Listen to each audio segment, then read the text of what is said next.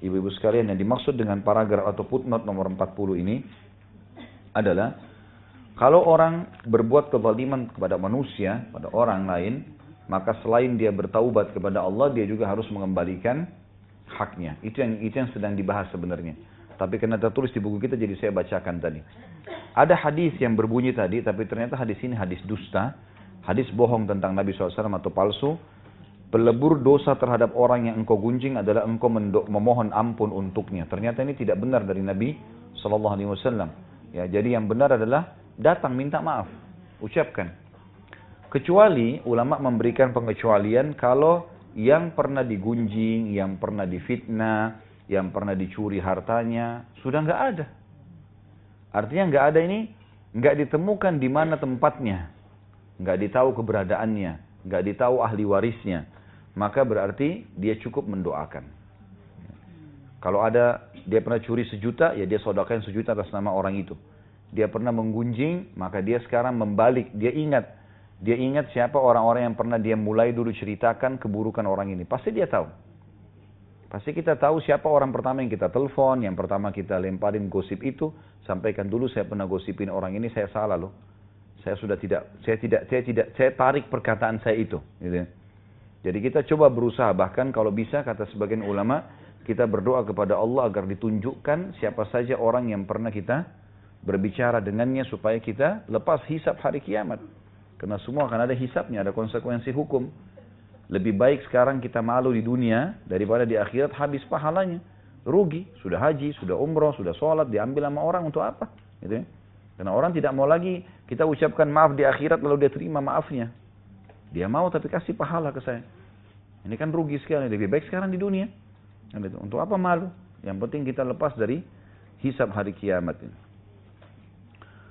Nah, kalau seandainya ada ahli warisnya, misal kita pernah mengambil uang orang atau kita pernah berhutang dan kita tidak bayar, baik itu sengaja atau tidak sengaja. Mungkin orang sengaja dia anggap remeh, atau misalnya orang lupa, tidak sengaja.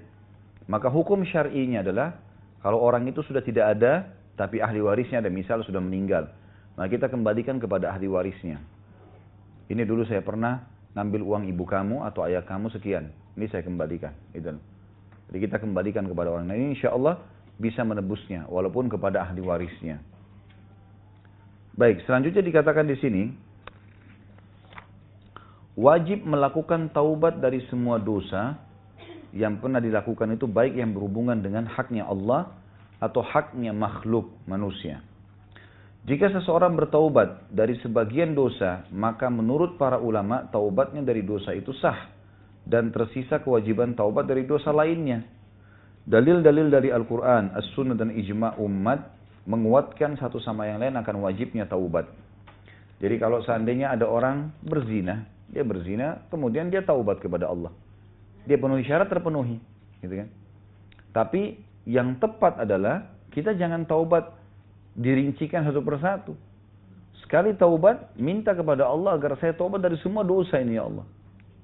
Karena kalau misal kita sebutkan dosa tertentu, atau kita fokus ke dosa tertentu, kemudian kita masih ada dosa yang lain dan kita tidak taubat, maka masing-masing berdiri hukumnya. Artinya yang kita sudah taubat dimaafkan, yang belum taubat tidak dimaafkan. Dan yang butuh taubat ini, ibu-ibu sekalian, adalah dosa-dosa besar. Dosa-dosa besar. Jadi kalau dosa kecil, itu bisa diampuni dengan sholat, dengan wudu, dengan semua amal saleh. Semua amal saleh akan membersihkan dosa kecil. Sebagaimana kita tahu hadis tentang masalah sholat. Nanti ada bab sholat ya. Tapi ada hadis yang berbunyi, setiap muslim yang berwudu dengan sempurna, maka setiap kali dia mengusap telapak tangannya, maka akan berguguran dosa-dosa di tangannya. Setiap kali dia kumur-kumur, gugur dosa di mulutnya. Setiap kali dia mengusap wajahnya, ya membasuh wajahnya, maka gugur dosa dari matanya. Setiap kali dia membasuh kakinya dan kepalanya, gugur dosa dari kepala dan kakinya. Gitu kan? Jadi memang membersihkan dosa itu. Semua ibadah, ibu sedekah, ibu bakti sama orang tua, berbuat apa saja, itu akan membersihkan dosa kecil. Tapi dosa besar nggak bisa. Dosa besar harus dengan taubat nasuha. Dan tentu kalau kita mau sebutin ada 100 lebih dosa besar, gitu kan.